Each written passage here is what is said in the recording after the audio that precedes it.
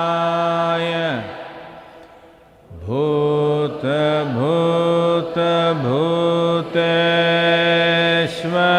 भूतभूतभूतेश्वराय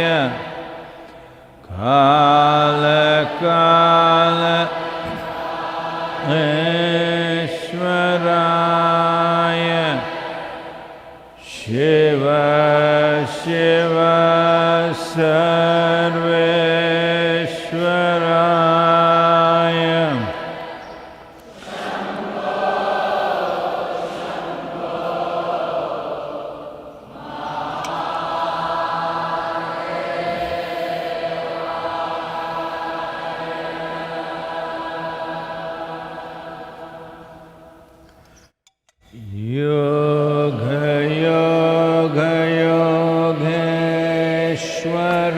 योगयोगयोगेश्वराय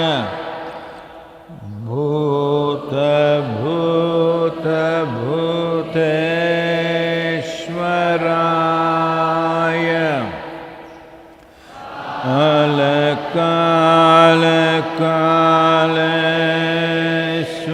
कालकालेश्वराय शिव शिव सर्वेश्वराय शम्भो शम्भो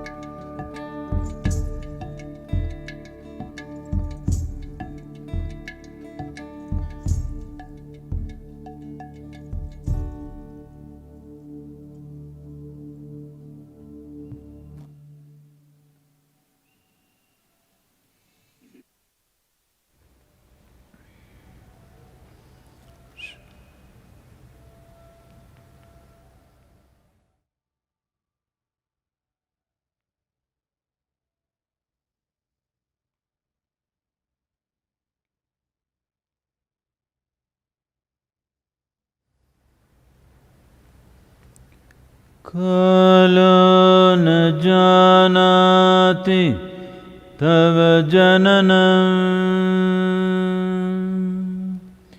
कालो न जानाति तव समापनम् दृष्टो मया तव महाकारः योगेश्वर काल काल योगेश्वर काल काल।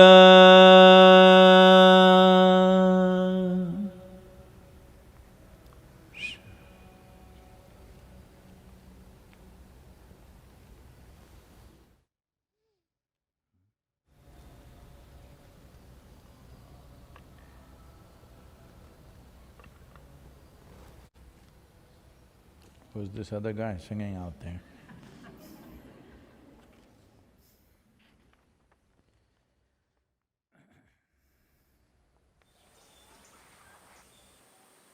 आपके लिए एक छोटी सी कविता।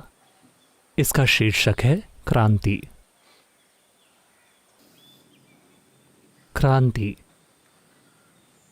विकास की सहज प्रक्रिया लगती है एक अनंत आलसी प्रक्रिया उस दिमाग को जो है जल्दबाजी में। विकास की सहज प्रक्रिया लगती है एक अनंत आलसी प्रक्रिया उस दिमाग को जो है जल्दबाजी में। वो जो है भव्य और सुंदर है विकास की प्रक्रिया का ही परिणाम। वो जो है भव्य और सुंदर है विकास की प्रक्रिया का ही परिणाम, जिसमें शामिल हैं हम सभी सुपर जल्दबाज, जिसमें शामिल हैं हम सभी सुपर जल्दबाज। ये जल्दबाज इंसान बदल रहे हैं हर चीज़ को विशाल बर्बादी में। ये जल्दबाज इंसान बदल रहे हैं हर चीज़ को विशाल बर्बादी में। अब समय आ गया है इस मूर्खतापूर्ण जल्दबाजी को रोकने का और विकास की प्रक्रिया के जादू को देखने का, जहाँ कुछ भी बर्बाद नहीं होता। अब समय आ गया है इस मूर्खतापूर्ण जल्दबाजी को रोकने का और विकास की प्रक्रिया के जादू को देखने का, जहाँ कुछ भी बर्बाद नहीं होता।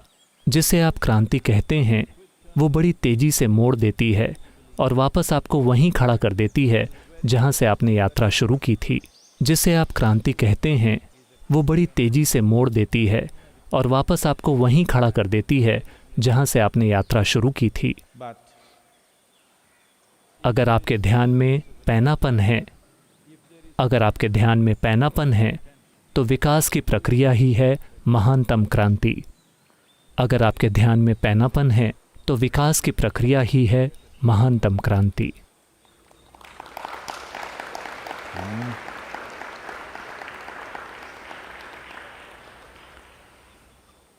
तो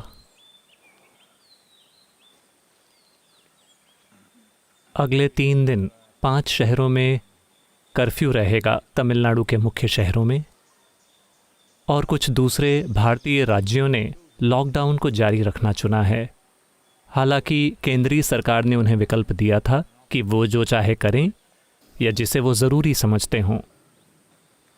मेरे ख्याल से 7 से 8 राज्य लॉकडाउन को जारी रख रहे हैं क्योंकि उन्हें लॉकडाउन से सफलता मिली है।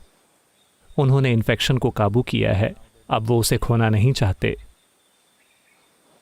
वैसे मुंबई भागे जा रही है इन्फेक्शन और मौतें दोनों मामलों में, आबादी के घनेपन को देखते हुए और उस शहर में जैसे लोग रह रहे हैं।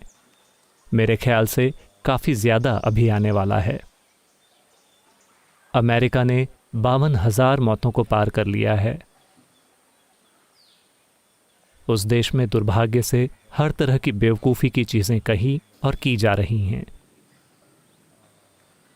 मुझे उम्मीद है कि वो उस चीज़ पर पकड़ बना पाएंगे जो किए जाने की ज़रूरत है, क्योंकि मौतें बढ़ती जा रही हैं। और यूरोप में फ्रांस, यूके, स्पेन और इटली जैसे देश अब काबू में हैं। मेरे ख्याल से मोटे तौर पर यह वायरस एक तरह से बुजुर्गों की आबादी को मिटा रहा है।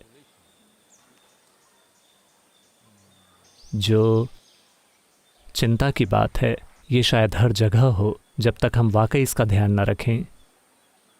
तो साथ ही आमतौर पर ज़्यादातर देश इस पर पकड़ बना रहे हैं, कम से कम काबू कर रहे हैं। वायरस को काबू नहीं, इंसानी बर्ताव पर काबू कर रहे हैं ताकि वायरस को अपना वाहक न मिले। तो हमारी ये स्थिति है।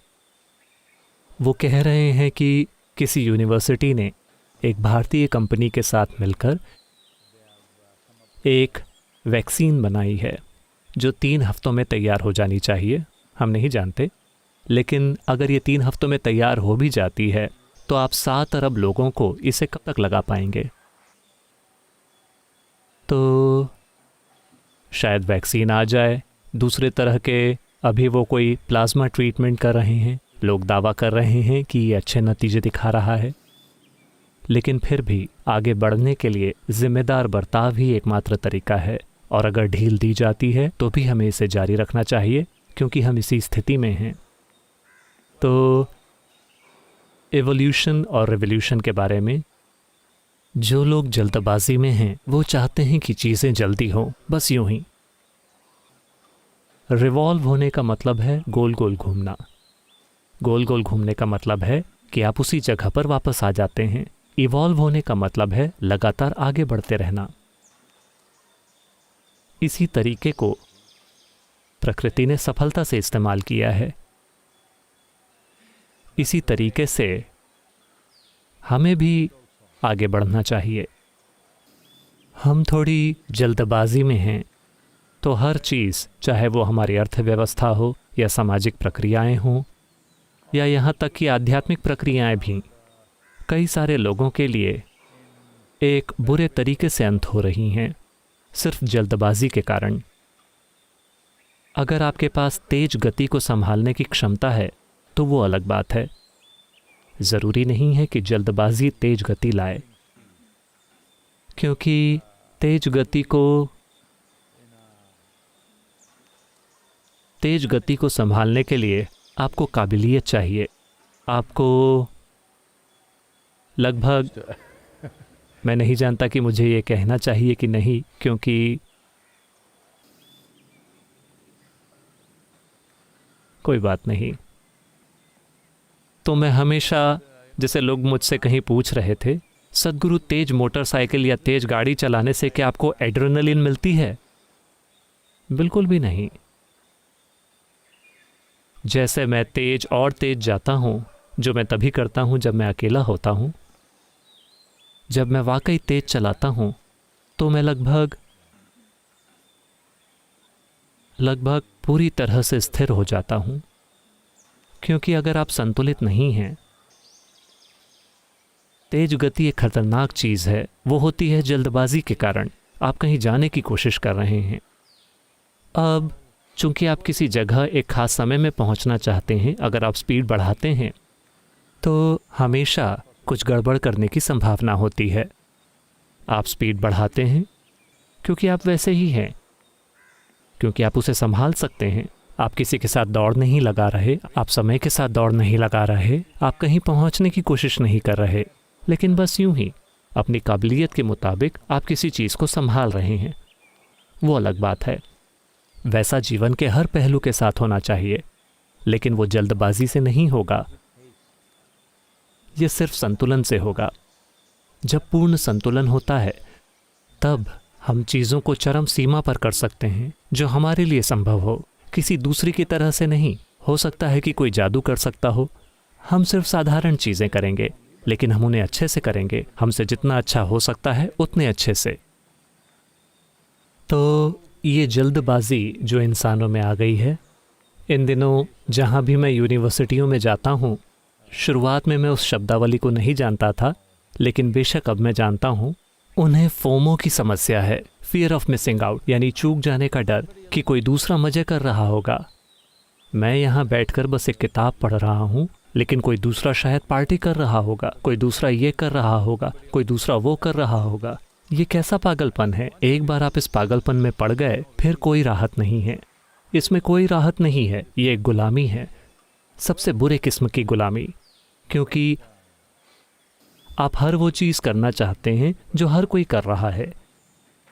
ये भी एक विकास का मुद्दा है। ये पीछे गिरना है, आगे जाना नहीं है। ये एक विकास से जुड़ी चीज़ है जो बंदर करते हैं। अगर एक कोई चीज़ करता है तो सारे वही चीज़ करते हैं। तो ये भी विकास की कमी की समस्या है। तो ये महत्वपूर्ण है कि जब हम आध्यात्मिक प्रक्रिया की बात करते हैं तो सबसे महत्वपूर्ण चीज़ है स्थिर होना सीखना। तब काम एक विवशता भरी चीज़ नहीं रह जाता। काम एक उद्देश्यपूर्ण चीज़ हो जाता है। जब मैं काम करना चाहूँ तो मैं पूरी तरह से काम करता हूँ, वरना मैं यहाँ यूं ही बैठ सकता हूँ। एक बार ऐसा हुआ, ये तब की बात है जब होम स्कूल की शुरुआत हुई थी। एक दिन मैं वहाँ बच्चों को देखने गया। उनकी सुबह की असेंबली चल रही थी। तब ये सारे 6, 7, 8 साल के 6 से 8 साल के बच्चे वो वहाँ बैठे थे। ऐसे मैंने उन्हें देखा और कहा, क्यों ये बच्चे टूटे हुए लट्टुओं के जैसे क्यों हैं? आप जानते हैं लट्टू क्या होता है? क्या ये पूरी तरह से ख़त्म हो गया है? ये बच्चे क्या अभी भी लट्टू से खेलते हैं? हेलो, ये ख़त्म हो गया है। खैर, एक लट्टू को बिल्कुल संतुलित होना चाहिए ताकि ये सीधा उस तरह खड़ा रहे। आपको पता भी नहीं चलेगा कि ये घूम रहा है कि नहीं। अगर ये लट्टू थोड़ा टूटा हुआ है तो ये ऐसे घूमेगा। तो ये बच्चे इस तरह से थे। मैंने कहा, इन बच्चों के साथ क्या चल रहा है? नहीं नहीं, बच्चे हैं सद्गुरु, बच्चे ऐसे ही होते हैं। ये किसके बच्चे हैं कि ये इस तरह से हैं? फिर हमने एक बहुत ही आसान सी चीज़ शुरू की। संगीत के 7 सुर, स रे ग म प ध नि सा। दिन में 12 मिनट सुबह के समय। 2 महीनों के बाद मैं वहाँ गया, वो सब इस तरह से बैठे हैं। बस इतना ही लगता है। अभी समस्या ये है कि हमारी शिक्षा प्रक्रिया जल्दबाजी में है। लोग आकर मुझसे पूछते हैं, सदगुरु अमेरिका में एक महिला आकर मुझसे पूछ रही हैं, वो लगभग 4 या 5 महीने के गर्भ में हैं। वो कुछ करना चाहती हैं, इसे कुछ कहा जाता है, मुझे नहीं पता कि क्या। यानी कि इससे पहले कि बच्चा पैदा हो वो बच्चे को कुछ सिखाना चाहती हैं। सच में वो ऐसे प्रोग्राम्स कर रहे हैं जहां आप कुछ खास चीज़ें करके बच्चे को गणित और दूसरे पहलुओं को सिखाने की कोशिश करते हैं। मुझे नहीं पता कि वो क्या क्या कर रहे हैं। फिर मैंने उनसे कहा, देखिए, भारत में ऐसे 2 बहुत अच्छे उदाहरण हैं जब किसी ने माँ के गर्भ से कुछ सीखने की कोशिश की और ये दोनों ही बहुत बड़ी आपदा बन गए। एक है अष्टावक्र। अपनी माँ के गर्भ में रहते हुए उन्होंने सुना कि उनके पिता क्या कह रहे हैं। उन्होंने सारा पांडित्य सीख लिया और फिर वो वहीं से अपने पिता से असहमत हो गए। तो पिता ने उन्हें श्राप दे दिया या जो कुछ भी हुआ, या उस सीख ने ही उन्हें विकृत कर दिया। वो एक बिल्कुल विकृत इंसान बन गए। सौभाग्य से वो किसी और चीज़ में खिल गए क्योंकि उनका शरीर विकृत था। दूसरे हैं अभिमन्यु, अर्जुन के बेटे। वो भी अपनी माँ के गर्भ से कुछ रहस्य सुन रहे थे जिसके बारे में बात हो रही थी। उन्होंने केवल आधा हिस्सा सुना। उसके बाद शायद उनकी माँ ने पानी पी लिया या ऐसा कुछ। उन्होंने बाकी का आधा हिस्सा नहीं सुना। ज़रा सोचिए, आप अंदर हैं और सुन रहे हैं गुड़ गुड़ गुड़।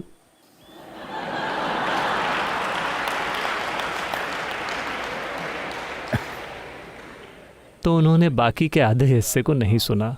तो वो रणभूमि में गए। उन्हें पता था कि चक्रव्यूह के अंदर कैसे जाना है, लेकिन उन्हें ये नहीं पता था कि बाहर कैसे निकलना है, और उनकी एक भयानक मौत हुई। मैंने कहा, देखिए, हमारे देश में 2 उदाहरण हैं उन लोगों के जिन्होंने गर्भ के अंदर से सीखा और वो कैसी आपदा बन गए। क्या आप यही चाहती हैं? फिर वो ऐसी बन गई क्योंकि कोई हमारे पर्चे दे रहा था और कह रहा था कि हम उसे सिखा सकते हैं जब वो गर्भ के अंदर है, हम उसे वहीं गणित सिखाकर गणित का जीनियस बना सकते हैं। और दूसरों के पास कुछ रैपिड लर्निंग वाली बकवास है। जब तक वो 2-3 साल की उम्र के होते हैं तब तक उन्हें लैंग्वेज, गणित, ये वो सिखाना, ये सबसे खराब चीज़ है जो आप कर सकते हैं, क्योंकि आप जल्दबाजी में हैं। जब आप उस तरह की जल्दबाजी में होते हैं तो आप सब कुछ बर्बाद कर देंगे, अपना जीवन भी। ज़्यादातर जीवन इसी तरह बर्बाद हो रहे हैं क्योंकि हर चीज़ में जल्दबाजी है। स्कूल खुद ही जल्दबाजी है। हमेशा इतना सीखना है, उतना सीखना है। नहीं, इसमें कहीं भी भागीदारी की गहराई नहीं है, बस चीज़ों को जमा करते रहना है। तो उसी आधार पर अगर आप मुझसे पूछें तो ये आधुनिक शिक्षा ही है जिसने प्राकृतिक आपदा पैदा की है। क्योंकि गांव के अनपढ़ लोग, धरती पर उनके क्या निशान हैं? वो जीते हैं, अगर पोषण अच्छा है तो वो अच्छी तरह से जीते हैं, और वो एक दिन मर जाते हैं बिना ज़्यादा कुछ छोड़े। केवल शिक्षित लोग ही हैं। जैसे ही वो स्कूल जाते हैं और अगर वो आगे यूनिवर्सिटी तक जाते हैं, वो धरती के लिए गंभीर नुकसान बन जाते हैं, बेशक वो प्रकृति विज्ञान की पढ़ाई करके आते हैं।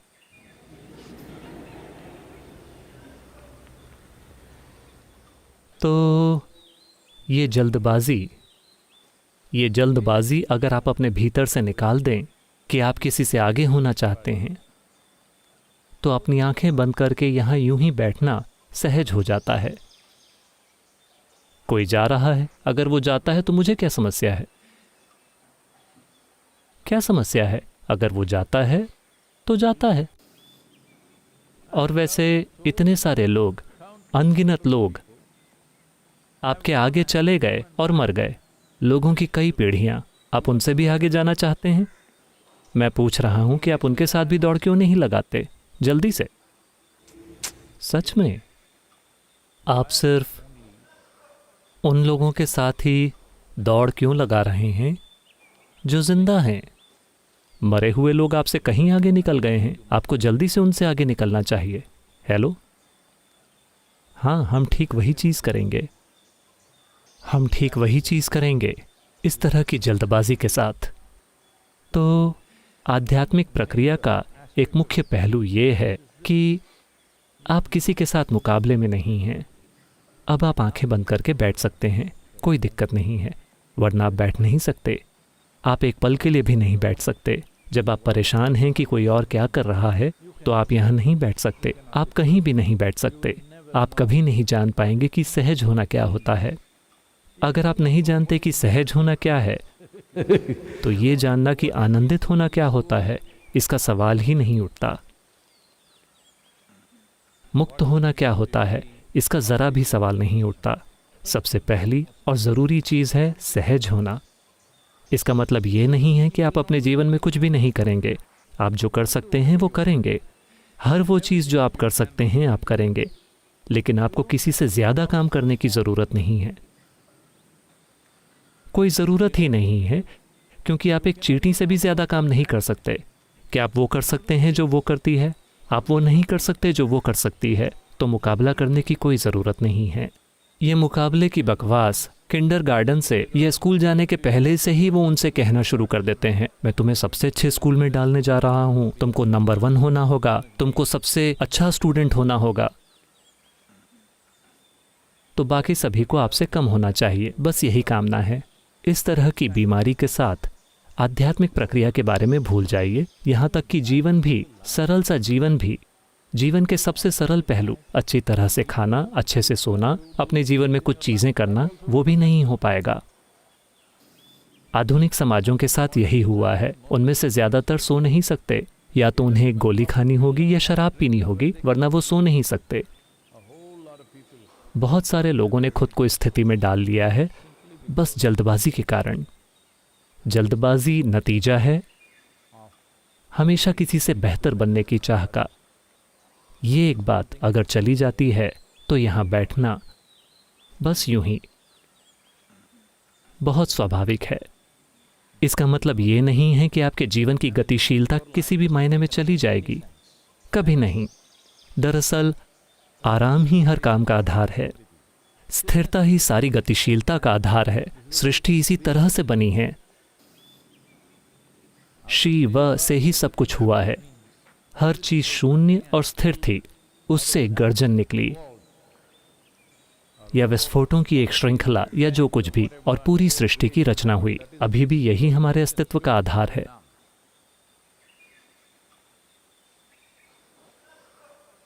मूलभूत चीजें लोग नहीं संभालते हैं, लेकिन वो अपने जीवन में हर तरह की चीजें करते रहते हैं। सबसे बुनियादी चीज ये है कि आपको इतना समझना होगा कि आप कभी भी किसी से बेहतर नहीं हो सकते या बदतर भी नहीं हो सकते। ये सब आपके दिमाग में है, आप इसे बना रहे हैं। किसी से बेहतर होने की ललक केवल इसलिए है क्योंकि आपको अपने अंदर कोई कीमती चीज नहीं मिली है, अपने अंदर कुछ मूल्यवान नहीं मिला है, वरना आप किसी और से बेहतर क्यों बनना चाहेंगे?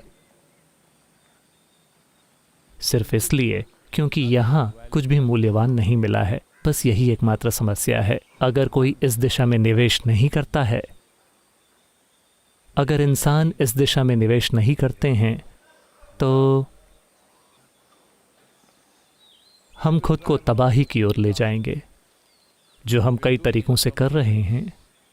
जैसे जैसे हम विज्ञान और तकनीकी ज्ञान के साथ ज़्यादा सशक्त हो रहे हैं, आपको समझना चाहिए, आज वैज्ञानिक ज्ञान ज़्यादातर लोगों की समझ में ये है कि हम ज़्यादा से ज़्यादा तरीके सीख रहे हैं कि कैसे ब्रह्मांड की हर एक चीज़ का फ़ायदा उठाया जा सके। अब हमारी नज़रें मंगल ग्रह पर हैं। हम एक और ग्रह को नष्ट करना चाहते हैं। हम सिर्फ एक ग्रह को नष्ट करके संतुष्ट कैसे हो सकते हैं? हम कम से कम 2 को नष्ट करना चाहते हैं। लेकिन अगर हम 2 को नष्ट करते हैं तो हम 4 को नष्ट करना चाहेंगे। फिर ये वायरस की तरह कई गुना बढ़ जाएगा। शुरुआत में वो उस व्यक्ति को खोजने की कोशिश कर रहे थे। उसे क्या कहते हैं, कुछ 0 या ऐसा कुछ, पहला व्यक्ति जो इन्फेक्टेड हुआ था, तो उन्हें वो नहीं मिला। लेकिन तब से हर दिन ये कितने गुना फैल सकता है, उन्होंने गणना करके कुछ अनुमान लगाया है जो पागल कर देने वाला है। तो ये भी ऐसा ही है। तबाही किसी चीज के कारण नहीं, तबाही सिर्फ इसलिए क्योंकि हमने मूलभूत प्रकृति को नहीं समझा है, अपने खुद के अस्तित्व की। इस वजह से हम हर चीज को नुकसान पहुंचाते हैं। हमें लगता है कि हम ग्रह को नुकसान पहुंचा रहे हैं। नहीं, एकमात्र काम जो हम कर रहे हैं वो ये है कि हम अपने ही जीवन को भारी नुकसान पहुंचा रहे हैं, और कुछ नहीं। तो ये वायरस, ये लॉकडाउन, कल सुबह से मुझे लगता है कि आज आधी रात से कर्फ्यू है। आपको गोली मारी जा सकती है अगर आप सड़क पर निकले तो। बहुत अच्छी तस्वीरें हैं इंदौर के किसी युवक की, जो अपनी स्पोर्ट्स कार दिखाना चाह रहा था और एक कन्वर्टिबल कार में वो बाहर घूमने निकला, क्योंकि वो थोड़ा दहाड़ती है, शोर करती है, ध्यान खींचती है। अब एक पुलिसकर्मी, एक पुलिस कांस्टेबल ने उसे रोक लिया और उन्होंने उससे कान पकड़वाकर कई सारी उठक बैठक करवाई। वो उसे छोड़ ही नहीं रहे हैं। उसने कहा, नहीं नहीं मैं जाता हूँ, ठीक है मुझे माफ़ कर दीजिए। कुछ भी नहीं, बस उठक बैठक करो। वो लड़का नेशनल टेलीविज़न पर है। वो अपनी पूरी ज़िंदगी में दोबारा कभी कन्वर्टिबल कार में नहीं बैठ पाएगा।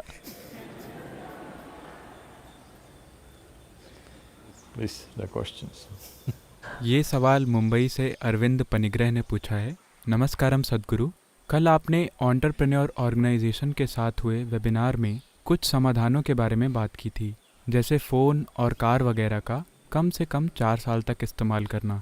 मैं ये जानना चाहता हूँ कि क्या इस मॉडल का विस्तार करना और ये देखना ज़रूरी नहीं है कि इन क्षेत्रों में रोज़गार में कितनी कटौती होगी, और उन लोगों के पास अपनी आजीविका कमाने के लिए दूसरे क्या विकल्प हो सकते हैं?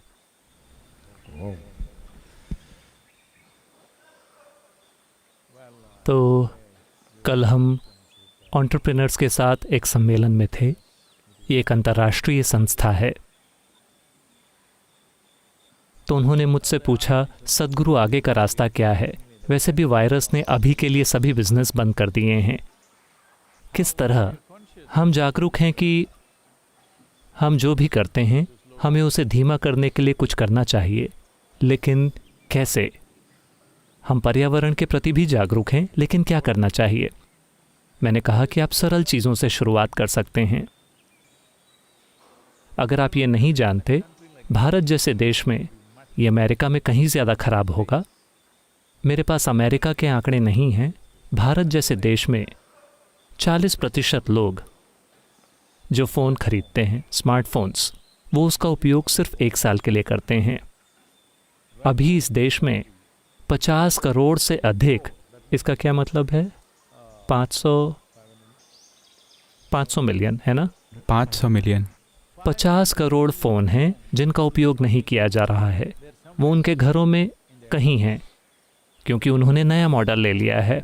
पुराना मॉडल वो किसी के साथ साझा नहीं करना चाहते, क्योंकि उसमें कुछ जानकारी या जो भी है वो इसे बेचना नहीं चाहते, क्योंकि उसमें उनकी तस्वीरें हैं या जो कुछ भी है वो उसे पूरी तरह से हटा नहीं पा रहे हैं, उसमें कुछ दिक्कत है। भारत में 50 करोड़ फ़ोन उपयोग में नहीं हैं, वो कहीं रखे हैं। क्या आप यकीन कर सकते हैं? तो मैंने कहा, हम एक कानून क्यों नहीं बनाते? अगर आप एक फ़ोन खरीदते हैं तो आपको 4 सालों तक उसका इस्तेमाल करना ही होगा। अगर वो टूट जाता है तो आपको टूटा हुआ फ़ोन लौटाना होगा, या पुराने फ़ोन को बेचने का कोई तरीका होना चाहिए ताकि कोई और सस्ते फ़ोन का इस्तेमाल कर सके। वो ठीक है। अगर आप एक कार खरीदते हैं तो कम से कम 8 साल आपको उसका इस्तेमाल करना ही होगा। अगर ये बहुत ज़्यादा है तो हम कह सकते हैं कि 8 साल या 1 लाख किलोमीटर, ऐसा कुछ होना चाहिए, क्योंकि सभी निर्माण कार्य विस्तार करते जा रहे हैं। विस्तार कहाँ तक? किस बिंदु तक? कहीं ना कहीं किसी तरह का प्रतिबंध होना ही चाहिए। अब कम से कम हमने प्रतिबंध के साथ रहना सीख लिया है। अब कानून लाना बेहतर होगा, लेकिन ये पूरी दुनिया के लिए किया जाना चाहिए। अगर भारत में आपको 4 साल के लिए अपने फ़ोन का उपयोग करना है और पाकिस्तान में आप जब चाहे नया खरीद सकते हैं, लोग वहाँ चले जाएंगे। वो ऐसे ही हैं। पूरी दुनिया में ऐसा करने की ज़रूरत है कि फ़ोन उसको नहीं बेचा जा सकता जिसने अभी अभी एक नया फ़ोन खरीदा है। वो 1 साल या 2 साल के भीतर दूसरा फ़ोन नहीं खरीद सकता। उसे इंतज़ार करना होगा, क्योंकि उसका नाम, नंबर, फ़ोन नंबर सब कुछ ठीक से रजिस्टर्ड होना चाहिए। अगर 4 साल बहुत ज़्यादा हैं तो ठीक है, इसको 3 साल या 2 साल या ऐसा कुछ बना दीजिए। कुछ ऐसा उचित समय तय कर दीजिए जिसमें ज़्यादातर फ़ोन उतने समय में ख़राब ना होते हों। इसी तरह से सभी ऑटोमोबाइल्स के लिए कुछ उचित समय तय करें। फिर इसी तरह की चीज़ें सैन्य उपकरण और इस तरह की चीज़ों के लिए भी की जा सकती हैं। अगर आप अभी ऐसा कुछ नहीं करते हैं तो आप अपने आप का कहाँ तक विस्तार करना चाहते हैं? मौत तक? हम बस अपना इतना ही विस्तार करेंगे। हमें स्टील, एल्यूमिनियम वगैरह के उत्पादन पर भी ऐसी सीमा लगानी होगी। अगर आप मुख्य सामग्री पर प्रतिबंध लगाते हैं तो काम हो गया। ये तय करना कि आज आप जिस स्तर पर उत्पादन कर रहे हैं आप उसे नहीं बढ़ा सकते। अगले 25 सालों तक आपको इसे तय करना होगा। अगर आप देश में इस मात्रा में स्टील का उत्पादन कर रहे हैं तो आपको वहीं रुकना होगा। हाँ, अविकसित देशों को, विकासशील देशों को अगर आप उन्हें थोड़ी छूट देना चाहें तो आप दे सकते हैं कि वो बराबरी पर आ जाएं। लेकिन एक बार जब हम एक निश्चित बिंदु तक पहुंच जाते हैं, इस स्तर की आबादी के लिए आपको इतना उत्पादन करना है, आपको वहां रुक जाना होगा, वरना लोग बेहूदगी से अधिक सामान का उपयोग करते चले जाएंगे। यहाँ पर अधिक नहीं है, इस ग्रह पर अधिक नहीं है, केवल इतना ही है। जो कुछ भी है केवल इतना ही है। तो जब हम प्रचार करने के बारे में सोच सकते हैं, एक समय था जब हर किसी के 6-8 बच्चे होते थे। आज हर कोई 1 या 2 पर आ गया है। कई लोगों ने बच्चे न करने का चुनाव किया है। मैं भी ये धमकी दे रहा हूँ कि मैं उन सभी महिलाओं को एक पुरस्कार दूंगा जो अपने जीवन में बच्चे पैदा नहीं करेंगी।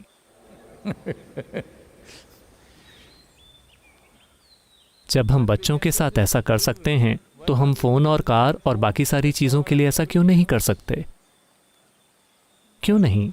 हमने पहले ही कुछ हद तक इंसानों के साथ ये किया है, बहुत असरदार तरीके से नहीं, लेकिन हमने थोड़ा बहुत किया है। हम हर चीज़ के साथ ऐसा क्यों नहीं कर सकते? अगर हम ऐसा नहीं करते हैं तो हम और 25 से 30 सालों तक दौड़ेंगे और ऐसे मुकाम पर पहुँचेंगे जो इस वायरस से भी बदतर होगा। सच में जलवायु परिवर्तन के मुद्दे जब काबू से बाहर हो जाते हैं तो हम जहां पहुंचते हैं, जिस गड्ढे में हम गिरते हैं, वो वायरस से कहीं ज़्यादा खराब होगा। अगर आप सोच रहे हैं कि वायरस आपके जीवन को तबाह कर रहा है, जब जलवायु परिवर्तन के मुद्दे सामने आएंगे तो आप देखेंगे कि हम जिस तरह की परिस्थिति में पहुंचेंगे वो बहुत अलग होगी। निश्चित रूप से मानव जनसंख्या में कमी भी होनी चाहिए। सभी लोग सोचेंगे रोजगार, नौकरी नौकरी नौकरी। अधिक लोग गाना गा सकते हैं, नाच सकते हैं, फूलों की सजावट कर सकते हैं, कई कई चीज़ें हैं जो आप कर सकते हैं। ज़रूरी नहीं है कि हर कोई इंडस्ट्री में हो और कुछ बना रहा हो। ऐसा इसलिए हो रहा है क्योंकि हम खुद को उस मोड में ले आए हैं और हमने मान लिया है कि यही जीने का तरीका है। 100 साल पहले कोई भी इस ग्रह में ऐसे नहीं रह रहा था। सिर्फ 100 साल पहले, चलिए 100 साल पहले उन्होंने दुनिया के कुछ हिस्सों में शुरुआत कर दी थी, लेकिन 200 साल पहले कोई भी कहीं भी इस तरह से नहीं रह रहा था। हर कोई अपनी पूरी क्षमता से काम कर रहा था जो भी वो कर रहे थे, और लोग खुशी से और अच्छी तरह से जी रहे थे। केवल ऐसी प्रगति जिसका हम स्वागत करते हैं वो है चिकित्सा के क्षेत्र में हुई प्रगति, जो लोगों को उनका पूरा जीवन जीने दे रही है। अधिक तकनीक, बारीक तकनीक, सभी टेक्नोलॉजीज जो हमारे पास हैं उसमें अधिक परिशोधन, शोधन के एक स्तर के बिना कुछ भी जारी नहीं किया जाना चाहिए। सिर्फ इसलिए कि कोई बेवकूफ़ कुछ बना सकता है, उसे बाजार में जारी कर दिया जाता है। इसे रुकना होगा। क्या यह दुनिया के लिए ज़रूरी है? क्या हम इसकी कीमत चुका सकते हैं? यह तय किया जाना चाहिए, है ना? इसे नियंत्रित करने के लिए कुछ कानून हैं, लेकिन वो पर्याप्त नहीं हैं। तो वायरस का समय कम से कम इसके बारे में सोचने के लिए एक अच्छा समय है। अब निश्चित रूप से लोग कहेंगे, सद्गुरु आप रगड़ रहे हैं, आप चोट पर नमक रगड़ रहे हैं, पहले से ही हम दर्द में हैं, हम नहीं जानते कि अपने उद्योग को कैसे मैनेज करें, हम नहीं जानते कि रोजगार कैसे दें। अब आप कह रहे हैं कि हमें उत्पादन कम करना चाहिए और ये करना चाहिए। तो मैं नहीं, प्रकृति से आप पर रगड़ रही है। बेहतर होगा कि आप उसका संदेश ले लें। मैं सिर्फ यही कह रहा हूं। ऐसा हुआ, एक दिन एक आदमी ने अपने दादाजी के ज़माने की एक बहुत बड़ी घड़ी ट्रक से उतारी और वो उसे बड़ी मुश्किल से अपनी पीठ पर लादकर अपनी बिल्डिंग की ओर जा रहा था। एक शराबी उस तरफ आया और उसने इस आदमी को देखकर कहा, सुनो भैया, अब समय आ गया है कि तुम अपने लिए एक रिस्ट वॉच ले लो।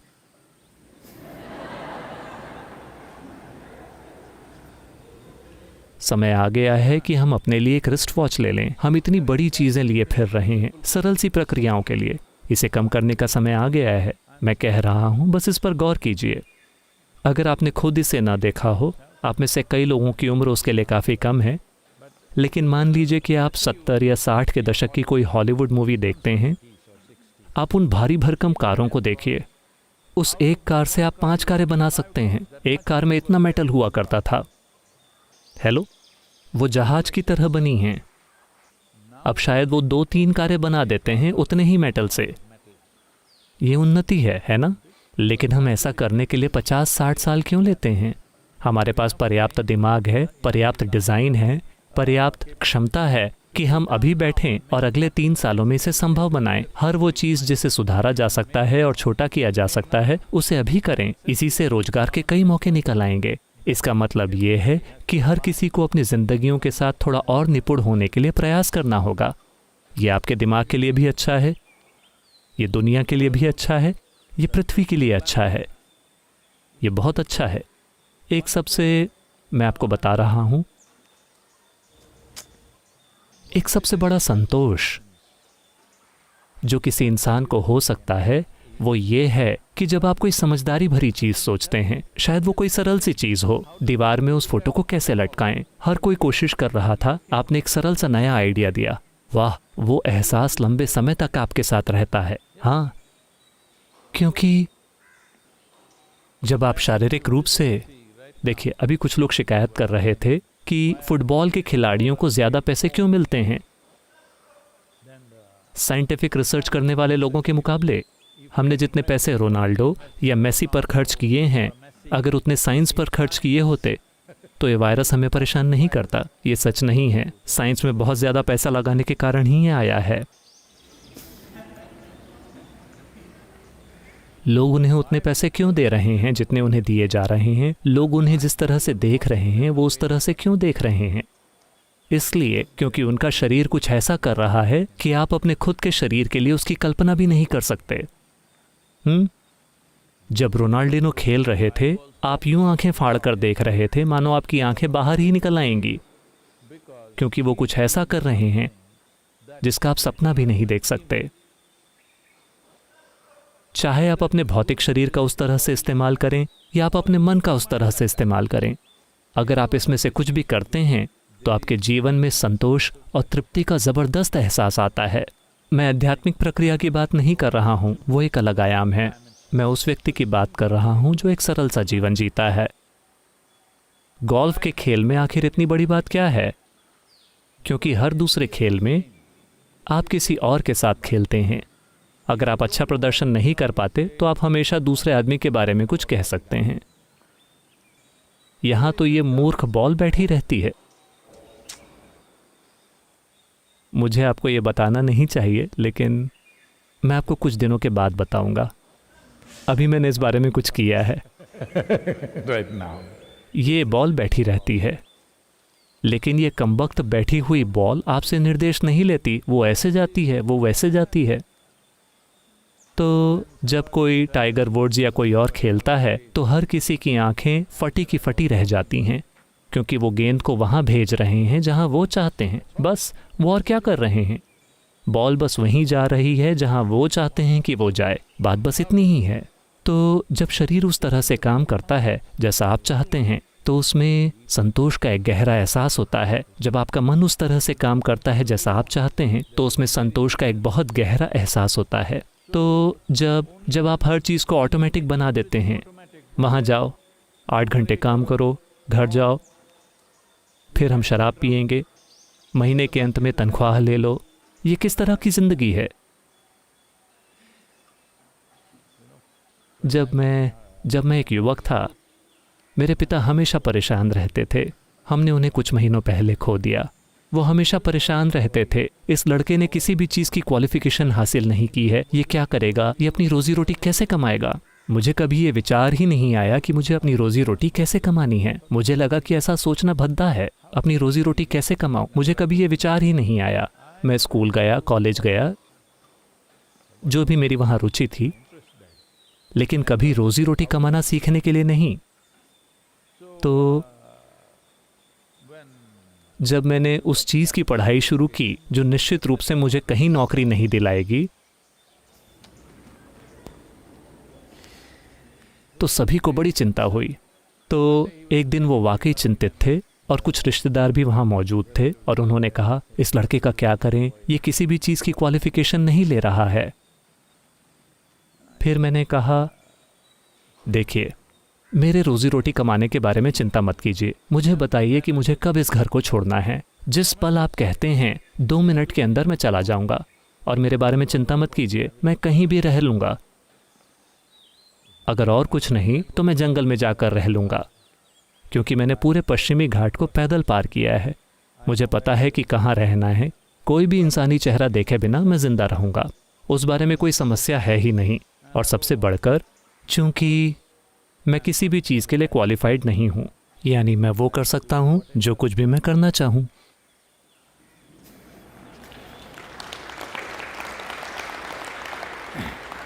अब ये शायद घमंड के जैसा लगे, लेकिन ये घमंड के बारे में नहीं है, ये किसी विशेष क्षमता के बारे में नहीं है। बात बस इतनी है कि एक इंसान यानी बस इतना है कि हमने अपने इनसाइट और उससे जुड़े कार्यक्रमों में इसे बदल दिया है। और आश्रम में भी अब हम उस टर्मिनोलॉजी का प्रयोग नहीं करते हैं, हम ह्यूमन रिसोर्स टर्मिनोलॉजी का प्रयोग नहीं करते हैं। रिसोर्स या संसाधन का मतलब है कि ये एक तय मात्रा है। एक इंसान एक तय मात्रा नहीं होता। अगर वो एक तय मात्रा है तो मैं उनके साथ क्या करूँगा? अगर इसे पहले ही तय कर दिया गया है उनके जेनेटिक्स के द्वारा या उनकी संस्कृति या उनके भगवान के द्वारा कि वो बस इतने ही रहेंगे, फिर मैं उनके साथ क्या करूं? चूंकि मैं इंसानों को एक संभावना के रूप में देखता हूं, इसीलिए मैं अपना जीवन उनमें निवेश कर रहा हूं। वरना क्यों? अगर वो एक संभावना नहीं है तो इसका फ़ायदा ही क्या है? तो हमने इसे ह्यूमन रिसोर्स से बदलकर ह्यूमन पोटेंशियल कर दिया है। ये बहुत आसान है। आर से आप बस उससे एक लाइन को मिटा दीजिए। ये अब HP है। आश्रम में उस विभाग को अब HR नहीं कहा जाता, उसे HP कहा जाता है, ह्यूमन पोटेंशियल। क्योंकि एक इंसान एक संभावना है। आप इसे कितनी दूर तक खोजेंगे, सवाल बस यही है। तो कहीं ना कहीं इस इंसानी संभावना से हमने सिर्फ ज़्यादा से ज़्यादा करने के बारे में सोचा। ये ज़्यादा करने के बारे में नहीं है, इसका उद्देश्य है ज़्यादा गहराई में जाना। बात सिर्फ मात्रा की ही नहीं है। हम दुनिया में चीज़ों का भारी मात्रा में उत्पादन करने लगे। सभी सुंदर चीज़ें गायब हो गईं। इस देश ने अभी भी थोड़े हस्तशिल्प बचा कर रखे हैं और लोग उन चीज़ों को कर रहे हैं। हर कपड़ा, उनमें से हर एक हथकरघा कारीगर के बनाए गए कपड़े का हर मीटर अनोखा और अलग होता है। लेकिन अब कपड़ा मशीन से निकलता है, टक टक टक टक टक टक टक टक, और जो आदमी वहां खड़ा है वो बस थोड़ा सा तेल डाल रहा है या रंग डाल रहा है या बस यूं ही वहां खड़ा है। उसकी कोई हिस्सेदारी नहीं है। हमने दुनिया को ऐसा बना दिया है क्योंकि किसी को और पैसे चाहिए और पैसे चाहिए और पैसे चाहिए। बस हर कोई करोड़ों अरबों की बात कर रहा है। मैं आपको बता रहा हूं, अगर मैं आपको 100 और सालों का जीवन देता हूं, मान लीजिए कि आप 50-60 साल के हैं, हम आपको 100 साल और दे देंगे। आप 100 अरब रुपयों का क्या करेंगे? आप क्या करेंगे बताइए? ये सिर्फ बकवास है। लेकिन वो कहेंगे मैं परोपकार करूंगा। लेकिन क्यों छीनकर उसे वापस देना? मैं उन लोगों के खिलाफ नहीं बोल रहा हूं जो परोपकार कर रहे हैं। मुझे खुशी है कि कम से कम वो कर रहे हैं। बाकी लोग इसे अपनी कब्र में गड़ाकर जा रहे हैं। मैं कह रहा हूं कि आपने उन मिस्र के राजाओं को देखा है। उन्होंने जबरदस्त मात्रा में सोना और दूसरी चीजें दफना दी, ये सोचकर कि उन्हें कहीं और उसकी जरूरत पड़ेगी। कम से कम ये लोग उसे वापस देने की कोशिश कर रहे हैं। ये एक बहुत बड़ी चीज बन गई है। मैंने कहा आपको जितने की ज़रूरत है उससे ज़्यादा लेकर फिर उसे वापस क्यों करना? अगर हम इस संस्कृति को बदलते हैं तो हम हर चीज़ को बदल सकते हैं। हम 7.6 अरब लोगों के साथ क्या करें? हम कई सारी सुंदर चीज़ें कर सकते हैं। ये ज़रूरी नहीं है कि हम बस ढेर सारी ऑटोमोबाइल्स बनाते रहें। कम से कम चलिए इतना तय करते हैं कि इस ग्रह पर कितने इंसान होने चाहिए, कितनी गाड़ियाँ होनी चाहिए, कितने फ़ोन होने चाहिए, कितनी दूसरी मशीनें होनी चाहिए। कम से कम चलिए बैठते हैं और इसकी सीमा तय करते हैं कि सिर्फ इतने ही हो सकते हैं। वरना अभी ये सभी भारतीय शहरों में हो रहा है। हमारे पास सड़कों से ज़्यादा कारें हैं। हाँ, अगर सारी कारें बाहर सड़क पर आ जाएं तो हमारे पास पर्याप्त रोड नहीं है, लेकिन हमारे पास कारें हैं।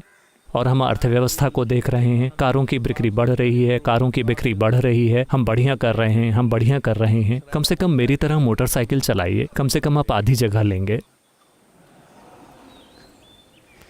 मैं कह रहा हूं कि हमें कुछ तो करना होगा किसी भी तरह से। हमें देखना होगा कि कैसे कम जगह घेरें। हर एक इंसान, अभी सोशल डिस्टेंसिंग, आप ज़्यादा जगह घेर रहे हैं, वो ठीक है, सोशल डिस्टेंसिंग ठीक है। लेकिन अगर हम ये नहीं देखते कि हम कैसे कम खपत करें, अगर हम ये सोचते रहते हैं, क्योंकि लोग इस बारे में बात कर रहे हैं। उनमें से कुछ जो निर्वाचित राजनीतिक नेता हैं, जब उनसे मेरी बात हुई, वो कह रहे हैं कि नहीं, हमें आबादी को बढ़ाना होगा क्योंकि हमारे पास बहुत युवा वर्क फोर्स होगी, हमारी अर्थव्यवस्था बढ़ेगी। आप इस कमबख्त अर्थव्यवस्था का क्या करेंगे? मान लीजिए कि इस देश में 1 अरब लोग होने के बजाय 2 अरब लोग हो गए जितने भी सालों में। उसके बाद क्या आप यहाँ रह पाएंगे? आप जितना चाहे उतना इंतज़ाम कर लीजिए, आप 500 मंजिला अपार्टमेंट बना लीजिए, लेकिन क्या ये जीने का तरीका है? हम चीज़ों को चेतना के साथ क्यों नहीं संभाल सकते? चाहे वो इंसानी आबादी हो, फ़ोन की आबादी हो, कार की आबादी हो, कंप्यूटर की आबादी हो, कि कितने मौजूद होने चाहिए। एक उचित संख्या क्या है, हमें तय करना चाहिए। ये वायरस, ऐसा लगता है कि ये हम में थोड़ी समझ लेकर आ रहा है। हमें समय का उपयोग करना चाहिए और कम से कम सोचना शुरू करना चाहिए। मुझे पता है कि ये रातों रात नहीं होने वाला, लेकिन हमें कम से कम इस दिशा में सोचना शुरू करना चाहिए। हम कहाँ जाने की कोशिश कर रहे हैं? हम कहाँ जाने की कोशिश कर रहे हैं? वायरस आपसे कह रहा है कि मैं तुम्हें किसी भी समय पकड़ सकता हूँ। ठीक है, हम कहाँ जाने की कोशिश कर रहे हैं? हाँ, हमें चीज़ें करनी होंगी। इंसानों के रूप में हम कई चीज़ें करना चाहते हैं, वो ठीक है, लेकिन जब हमें पता है कि हम अपनी तबाही की ओर बढ़ रहे हैं, तो क्या ये रुक कर देखने का समय नहीं है? वैसे भी इसने हमें अपने रास्ते पर रोक ही दिया है। धीरे धीरे मेरे ख्याल से सारे बेचैन लोग भी धीरे धीरे अपने जीवन की शांति का आनंद लेने लगे हैं। मुझे आसपास जो प्रतिक्रियाएं दिख रही हैं, उनको देखकर तो ऐसा ही लगता है। शुरू शुरू में वो सभी ऊ कर रहे थे, लेकिन अब लगता है वे थोड़े स्थिर हो रहे हैं। तो साल में एक बार मेरे ख्याल से पूरी दुनिया में स्वेच्छा से लॉकडाउन होना चाहिए। ज़रूरी नहीं है कि कोई वायरस आके हमें मजबूर करे, बस यूं ही पूरी दुनिया 3 हफ्तों का लॉकडाउन। ज़रूरी नहीं है कि आप अपने घर पर ही रहें, आप घूम फिर सकते हैं। कोई मशीन नहीं, कोई धुआं नहीं, न इंजन से न इससे कोई धुआं नहीं, और बस यूं ही हर कोई अपने जीवन को बेहतर बनाने पर ध्यान दे। आपके लिए जो भी स्तर मायने रखता हो, शारीरिक, मानसिक, ऊर्जा, आध्यात्मिक, आप जिस भी तरह से करना चाहें, हर किसी के अपने जीवन को बेहतर बनाने के लिए 3 हफ्ते। इससे कितना ज़्यादा फर्क पड़ेगा, है ना? फिलहाल जिस तरह से चीज़ें जमा हो रही हैं, हमने जितनी इमारतें बनाई हैं, जितना इंफ्रास्ट्रक्चर बनाया है, मान लीजिए कि एजुकेशनल इंस्टीट्यूशंस, मुझे कभी नहीं समझ आया कि क्यों, इसीलिए मैं वहाँ बहुत कम गया। जब मैं उनमें था तब भी, क्योंकि मुझे ये समझ नहीं आता था कि सभी को आकर एक कमरे में बैठकर एक आदमी को एक किताब पढ़ते हुए क्यों सुनना चाहिए। मुझे कभी इस काम का तुक नहीं समझ आया, इसलिए मैं हमेशा बाहर बगीचे में बैठा। तो हर कोई आ रहा है। हमने कितने लाखों लाखों लाखों वर्ग फुट की इमारतें बनाई हैं लोगों को एजुकेट करने के लिए। ठीक है, एक समय पर हमने सोचा कि ये ज़रूरी था, क्योंकि हम मास प्रोडक्शन के मोड में थे। उद्योग में मास प्रोडक्शन, एजुकेशन में मास प्रोडक्शन, हर चीज़ में मास प्रोडक्शन। अब ज्ञान या जानकारी हर जगह मौजूद है। आपको सिर्फ किसी ऐसे व्यक्ति की ज़रूरत है जो इंसानों को प्रेरित कर सके, ताकि वो किसी ऐसी चीज़ के लिए प्रयास करें जो उनके जीवन में मायने रखती है। सिर्फ इसी की ज़रूरत है। जानकारी तो हर जगह मौजूद है। अरे, लेकिन अगर मुझे अपनी डिग्री नहीं मिली तो? आप अपने सिर में एक शून्य जोड़ लीजिए, वो एक डिग्री है।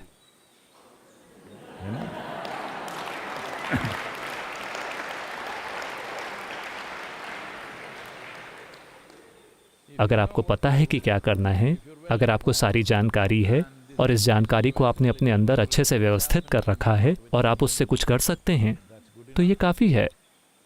आपको हर चीज़ के लिए एक सर्टिफिकेट क्यों मिलना चाहिए? हाँ, कुछ चीज़ों के लिए ये ज़रूरी है। जीवन के कुछ क्षेत्रों में एक स्तर के कार्य के लिए ये ज़रूरी है। लेकिन अब इस बारे में सोचने का समय आ गया है कि बच्चे स्कूल जा सकते हैं 15 साल की उम्र तक। उसके बाद उन्हें स्कूल जाना चाहिए या नहीं, ये एक ऐसी चीज़ है जिस पर हमें गंभीरता से विचार करना होगा, क्योंकि ये स्कूल और एजुकेशन का तरीका इंसानी समाज में एक बहुत बड़ी गड़बड़ी है। इसी गड़बड़ी की वजह से ये सारी दूसरी चीज़ें होती हैं। हर किसी में दूसरे से बेहतर होने का भाव आ रहा है और इसे मुख्य रूप से स्कूल में पैदा किया जाता है। मूल रूप से इसे स्कूल में पैदा किया जाता है और फिर ये कहीं और बड़ी आबादी के साथ होता है, दुनिया में अभिव्यक्ति पाता है।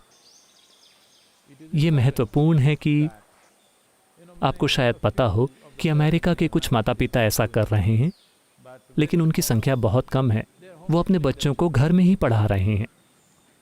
देखिए, अगर आपको लगता है कि आपको 2-3 बच्चे चाहिए, तो आपके पास इतना समर्पण भी होना चाहिए कि आप उन्हें अपना समय दे सकें। अब आप बच्चे पैदा करते हैं, उन्हें स्कूल में फेंक देते हैं, साल में 1 बार या 2 बार उनसे मिलते हैं। ठीक है, अभी यही व्यवस्था है, ये इसी तरह से चल रहा है, लेकिन अब उससे दूर जाने का समय आ गया है, क्योंकि एक समय था जब सिर्फ एक ही किताब हुआ करती थी। उस समय जिन लोगों के पास पर्याप्त व्यावसायिक बुद्धि थी, उन्होंने एक किताब से धर्म शुरू किए और ये बढ़िया चल रहे हैं। अब आप एक नया धर्म शुरू नहीं कर सकते, ये अब काम नहीं करता। आपके पास सिर्फ एक किताब थी, इतना काफी था, क्योंकि उसे सिर्फ आप पढ़ सकते थे, किसी और को पढ़ना नहीं आता था। सिर्फ आपको पढ़ना आता था। आपने जो कुछ भी पढ़ा, हर किसी को लगा कि यह अद्भुत है। कागज के एक सपाट टुकड़े को देखकर आप कई सारी चीजें कह रहे थे। लोग बहुत उत्साहित थे। वो समय जा चुका है, कोई बात नहीं। आपने तब जो किया, हम आपको उसके लिए माफ कर देंगे, लेकिन अब और नहीं। अब हर कहीं हर किसी के लिए पर्याप्त जानकारी मौजूद है। अभी जिसकी जरूरत है वो है एक प्रेरित इंसान। एक प्रेरित इंसान का मतलब है कि उसका शरीर, उसका मन, उसकी भावना, उसकी ऊर्जा, हर चीज पूरी तरह से सक्रिय है। ये इंसान अगर वो अपने अंदर संतुलित भी है तो वो शानदार चीजें करेगा, स्वाभाविक रूप से। ये फैक्ट्री जैसा एजुकेशन, फैक्ट्री जैसा उत्पादन, हर चीज, ये पूरी तरह से नहीं जाएगा।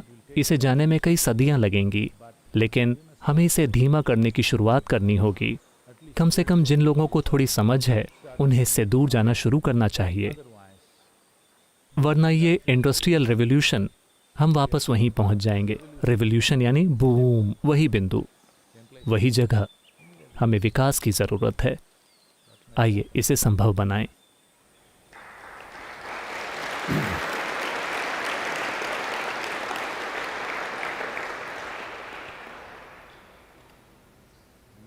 योग योग योगेश्वराय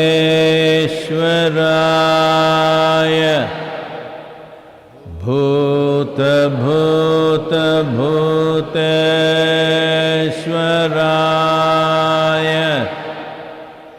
काल काल कालेश्वराय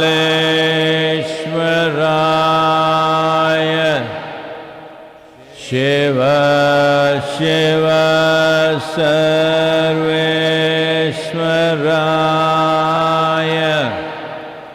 शंभो शंभो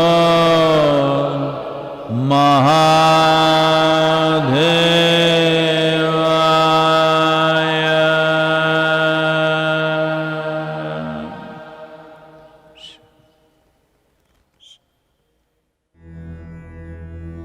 योग योग योगेश्वराय भूत भूत भूतेश्वराय काल काल कालेश्वराय शिव शिव सर्वेश्वराय शंभो शंभो महादेवाय।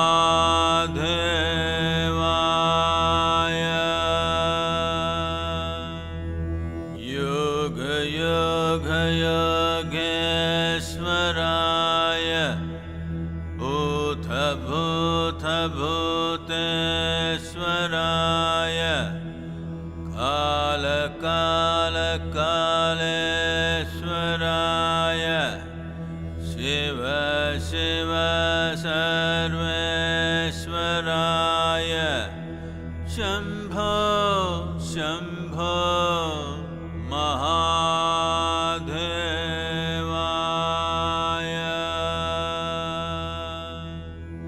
योग योग योगेश्वराय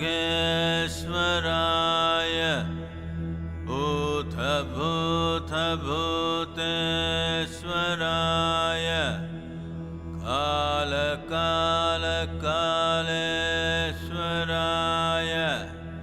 शिव शिव सर्वेश्वराय शंभो शंभो महा